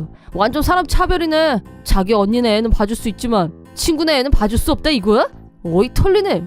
라면서 왕재숙 씨는 일방적으로 화를 내더니 쌩하고 가버렸다. 평소에 얘기할 때는 온화한 사람으로 보였기 때문에 깜짝 놀랐지만 무턱대고 아이를 맞는 건 무책임한 행동이란 생각에 이번 일은 내 판단이 전적으로 옳다고 믿었고 다른 선택은 없는 걸로 결론지었다. 그 뒤로도 아침에 마주칠 때마다 왕재숙 씨는 끈질기게 아이를 봐달라고 부탁했지만 나도 나의 원칙대로 계속 거절했다. 그러다 아침에 왕재숙 씨 얼굴 보기가 불편해서 아예 쓰레기 버리는 시간을 바꿔버렸다. 그렇게 일주일간은 평안한 날들이 이어졌다. 어느 날 유치원 끝날 시간에 맞춰서 조카를 데리러 갔다가 마트에 들러서 장을 보고 있는데 남편한테서 전화가 걸려왔다.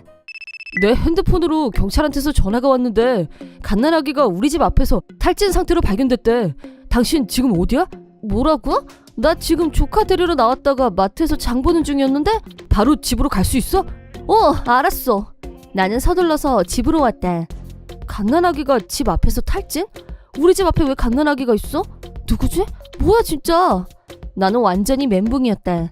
집에 도착하자 경찰이 기다리고 있었고 나를 보더니 바로 신문이 시작됐다.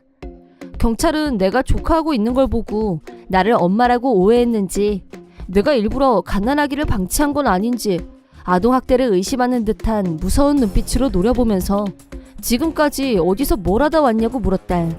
얘는 내 조카고 조카랑 마트에 있었다고 대답한 후 우리 부부는 아직 아이가 없다고 열심히 항변했다. 그러자 경찰이 그런데 왜 선생님 집 앞에 갓난아기가 있었던 거냐면서 짐작 가는 데가 없냐고 물었다. 그때 제일 먼저 떠오른 사람은 왕재숙 씨였다. 경찰에게 최근 왕재숙 씨와 있었던 일들에 대해 자세하게 설명했다. 대소동이 벌어졌지만 결정적으로 보안 카메라가 설치되어 있다는 사실을 알아냈고 경찰은 내 증언을 토대로 영상을 확인하겠다고 했다. 그러고 난 후 경찰은 왕재숙 씨의 신변을 확보하기 위해 움직였다. 보안 카메라 영상 분석과 왕재숙 씨를 조사하는 과정에서 집 앞에 방치된 갓난아기가 왕재숙 씨 아이라는 게 밝혀졌다. 왕재숙 씨는 현관문 앞에 놓고 가면 내가 아무리 싫다고 했어도 절대 무시하지 못할 거라고 자기 멋대로 판단했고 아이를 집 앞에 혼자 내버려두고 자기는 기분 전환하려고 놀러 갔다 왔다는 거였다. 실제로 경찰에서 왕재숙 씨의 신변을 확보했을 때는 친구와 같이 있었다고 하는데 친구가 왕재숙 씨에게 아이는 하고 묻자 아무렇지도 않게 아는 사람한테 잠깐 맡겼다고 대답했고 친구는 설마 거짓말일 줄은 몰랐다고 말했다. 이 삼복더위에 갓난아이를 잠깐이라도 방치한다면 온열 질환으로 생명이 위험할 수도 있는데 웃으면서 그런 거짓말을 했다니 도저히 믿을 수가 없었다. 경찰에 체포된 왕재숙은 나하고 대질 신문을 하게 된 자리에서 네가 애를 안 봐줘서 이렇게 됐잖아. 처음부터 봐준다고 했으면 이런 문제가 왜 생겨? 네 탓이야. 네가 책임져. 당장 위자료 가져와! 라며 발광했다. 잘못을 한 사람은 아이를 방치한 자신이 아니라 자기 애를 봐주지 않은 나한테 있다고 책임을 전가하려고 했다. 내가 힘드니까 애 좀 봐달라고 몇 번이나 부탁했잖아. 근데 왜 사람 부탁을 안 들어줘? 라며 적반하장 태도를 보이자 왕재숙 씨 옆에 있던 친구가 더 치를 떨었다. 무개념, 부도덕 그 잡채. 나도 감정적이 되고 말았다. 내가 분명히 그렇게 못한다고 거절하지 않았느냐고 같이 소리를 질렀다. 경찰도 왕재숙 친구도 내 입장을 더 이해해줬다. 왕재숙 씨랑은 아침에 잠깐 인사하는 정도의 사이인데 우리가 친구도 아니고 부탁 자체가 말이 안 되는데 아이를 방치하고 간다는 게 상식 밖이다. 탈진 상태란 말을 듣고 얼마나 놀란 줄 아냐고 따졌지만 왕재숙은 자긴 잘못이 없고 내 잘못이라고 계속 우겨댔다. 잘못은 내가 했는데 왜 경찰에 자기가 잡혀왔냐면서 사방에 대고 욕하고 난리였다. 육아 우울증이 의심스러웠지만 정신 상태가 온전해 보이진 않았다. 그래서 더 무서웠다. 나중에 왕재숙 씨 남편이 경찰에 오자 왕재숙 씨는 더 흥분했고 그래서 혼란스러운 상황이 가중됐지만 불행 중 다행으로 아이는 무사했다. 사건 후 남편분과 먼 길을 올라오신 부모님이 나를 찾아오셨고 큰 실례를 범했다는 인사와 함께 봉투에 위자료를 넣어서 사과의 뜻을 전하셨다. 직장에 다니지 못해서 경제적으로 힘든 면도 있을 테고 수면 시간이 줄어들다 보면 정신적으로 여유가 없어질 수도 있다. 하지만 그런 것들이 아이를 방치한 정당한 사유는 될 수 없다고 본다. 남편은 전화 받았는데 갑자기 경찰이라고 해서 놀랐지만 내용을 듣고 나니 더 깬다면서 그래도 아이가 무사하다니 천만다행이라고 말했다. 경찰에 체포된 후 왕재숙 씨는 정신병원에 입원했다는 말을 들었다. 사람이 힘들다 보면 현실 도피를 하고 싶은 마음이 들 수도 있지만 아이를 방치한 후 놀러 갔다는 점에서 이미 엄마 자격은 상실한 것이나 다름없었다. 아이 문제는 먼 곳에 살고 계시는 부모님도 함께 고민 중이라는데 아마 남은 가족끼리 잘 결론 내릴 거라고 믿는다. 나중에 남편분한테 들은 바로는 왕재숙 씨는 낭비벽이 심했다고 한다. 한 달 동안 열심히 일해서 월급을 받아오면 스트레스 발산이라며 인터넷 쇼핑을 마구 했고 돈을 금방 다 써버렸기 때문에 아이를 먹여 살리려면 잔업이라도 해서 돈을 더 벌어오는 수밖에는 없었다고 했다. 하지만 더는 이렇게 살 수 없다면서 이혼을 생각 중이라고 했다. 그 얘기를 들으면서 내가 그동안 들었던 얘기와는 너무 달라서 순간 당황했다. 왕재숙은 경제적으로 어려워서 잠깐이라도 일을 하고 싶다고 했었는데 결국 아이를 맡기고 혼자서 편하게 놀러 다니고 싶었던 거였다는 걸 알고 나니 동정의 가치가 느껴지지 않았다. 재택근무를 오래 하다 보니 사람하고 소통하는 일이 적어진 나로서는 아침에 잠깐 나누는 대화를 즐거움으로 여겼었는데 그게 이런 큰 사건으로 변질될 줄은 정말 몰랐었다.